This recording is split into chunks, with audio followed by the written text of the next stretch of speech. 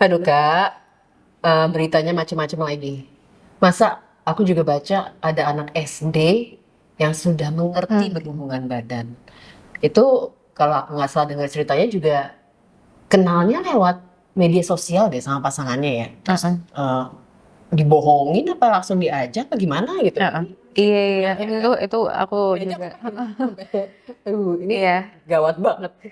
Aku juga pas aku kebetulan waktu itu lihat video dokternya waktu share ya di medsos. Itu aku, aduh miris banget.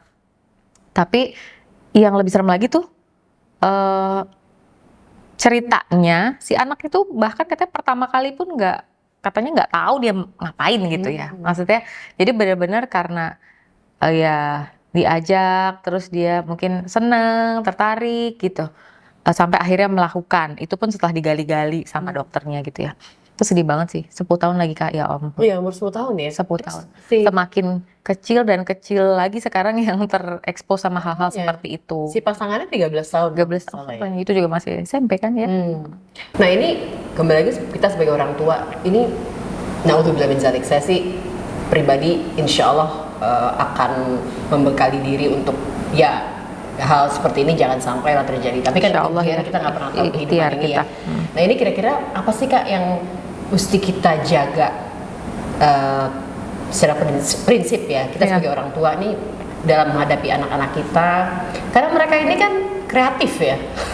Maksudnya mereka ini bisa pinter untuk apa tuh namanya ya membuat kita percaya kalau bahkan zaman sekarang nginep di rumah temen atau misalnya mereka dia pergi ke suatu tempat itu kan kadang-kala kalau kita juga orang kerja yang sibuk lupa apa untuk memastikan secara detail mereka Iya, dan apa mungkin namanya. juga kita nggak akan bisa selalu memantau Nah, mereka itu dia, gitu itu kan. masalah. Iya. Nah, makanya memang yang pasti sih dalam usia-usia mereka dalam pengawasan kita ya tentunya kita lakukan pengawasan Iya. ya, tapi terutama ini masih SD. Iya. Itu kan sewajarnya memang masih dalam pengawasan orang tua lah atau pengganti orang tua mungkin kalau orang tua yang bekerja gitu ya. Tapi itu kan prinsip banget ya. Itu prinsip Maksudnya banget. Nah. eh, si anak ini kalau kita kembali ke case yang kita bahas hari ini si 10 tahun dan 13 tahun ini kan atau karena terlalu polos apa gimana ya Kak? Kayaknya kalau hal ini bukan polos Enggak ya ya? kayak. Tapi menurut aku ini justru ada faktor eksternal nih pengaruh. Sekarang kan ya dengan perkembangan teknologi, akses informasi yang begitu mudah, kan segala hal bisa dilihat Kak di internet. Iya, iya. Nah, ini yang justru perlunya semakin kuat lagi kita mendampingi apa menyiapkan ya anak-anak kita dengan apa? Bukan hanya dengan tadi pengawasan tentunya dalam usia pengawasan, tapi kan kita nggak bisa awasi mereka terus-menerus Betul, itu sampai dia. pada usia mereka remaja, mungkin mereka juga sudah mampu melakukan pergi sendiri lah gitu kan. Kalau zaman sekarang apalagi mau pergi naik Grab misalkan gitu, pesan Iya. makanan sendiri. Walaupun aku belum Iya, sih, tapi kan belum berani maksudnya memungkinkan Iya, gitu tapi, kan ya. tapi sebagian besar udah. Iya. Nah, artinya yang justru perlu kita siapkan apa sih sebenarnya? Sebenarnya kan fondasinya adalah yang pertama tentunya ya iman gitu ya. Iya, Yang iman. kedua proses berpikir mereka. Which is ini sebenarnya dalam proses pendidikan mereka terlatih sekali loh berpikir kritis ya kan.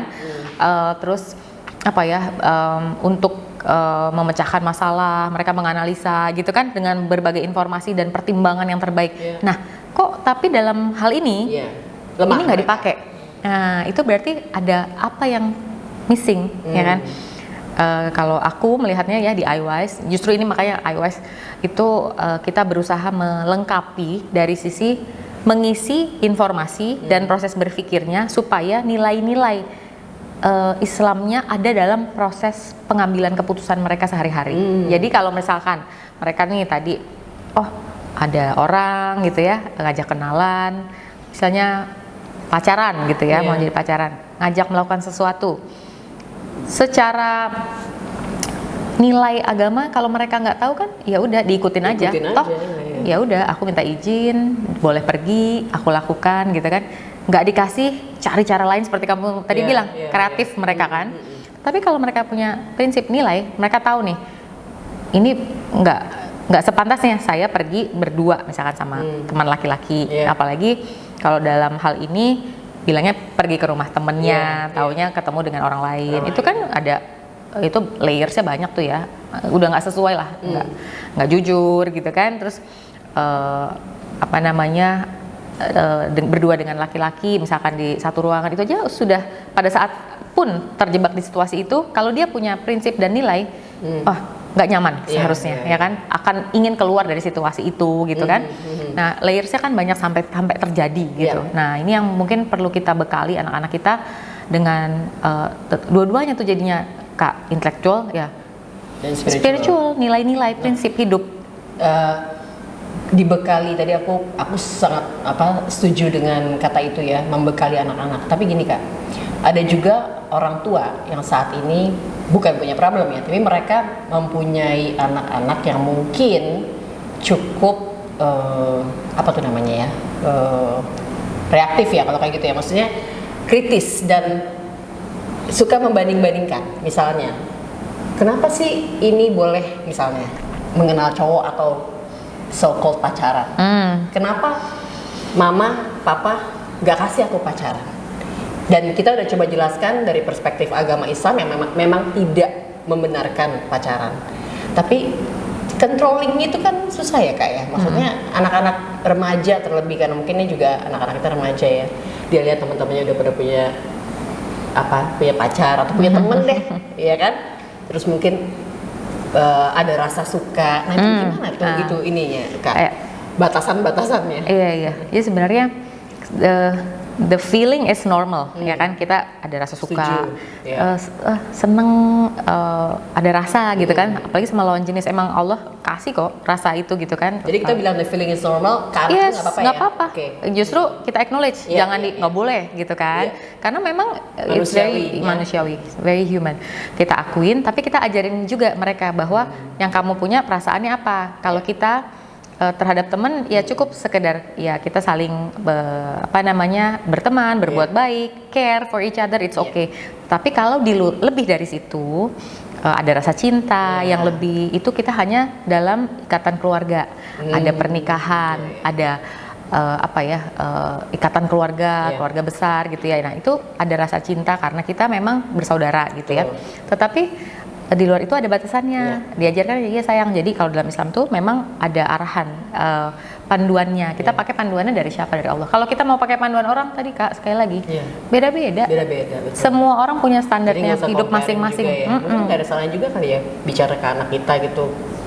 Do not compare, boleh nggak sih? Boleh banget. Justru kita, menurut aku sangat penting di zaman sekarang, di mana sangat mudah kan sekarang melihat comparisons itu gitu kan. Sekarang juga bukan sekarang, maksudnya statement perihal anak bagaimana orang tuanya juga kan. Jadi it's okay kalau kita memang punya prinsip yang kuat. Iya, tanamkan prinsip yang kuat, tetapi tentunya yang mereka bisa pahami gitu ya, bukan sekedar prinsipnya harus begini, tapi mereka kenapa nggak begitu, nggak terpuaskan juga.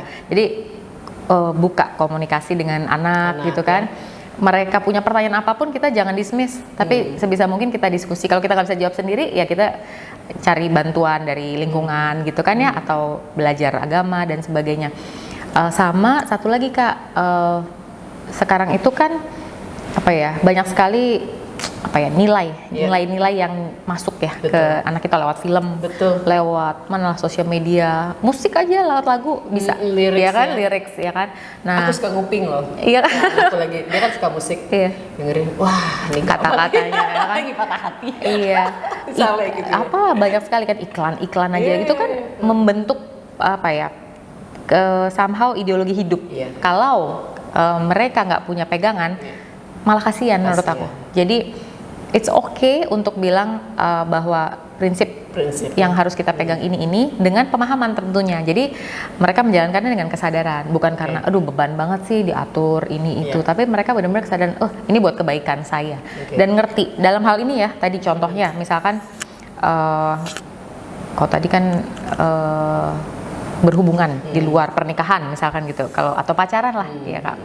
Kalau dari dalam hal ini kita bisa ajarkan anak-anak kita dari hal yang sederhana, bahwa kita ini siapa sih yang menciptakan gitu kan, Allah. Ini di IWIS juga ya? Iya. Kalau di IWIS kita coba memperkenalkan dengan cara kita ini milik Allah, bukan kita nggak punya kontrol sepenuhnya atas diri kita. Which is ini yang sekarang makin rancu.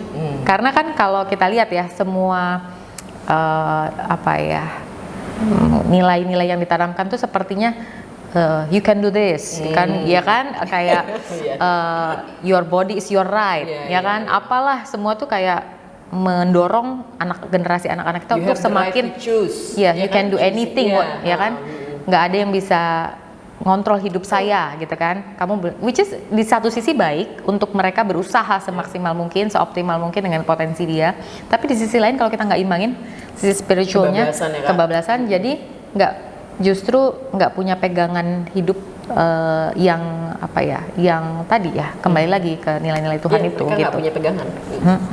Itu Kak. Oke.